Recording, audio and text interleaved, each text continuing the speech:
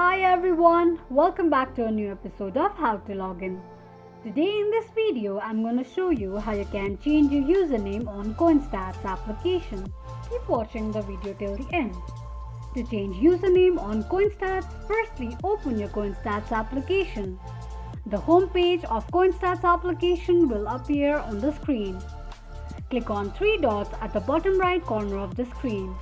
Click on your email address shown on the page and it will take you to your profile section.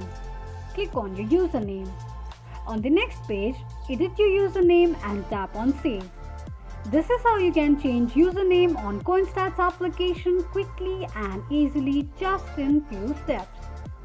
If you have any thoughts or queries, let us know in the comment section.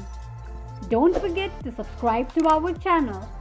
Also press the notification bell icon so that YouTube will notify you whenever we post a new video. I hope this video was helpful to you. Thank you so much for watching.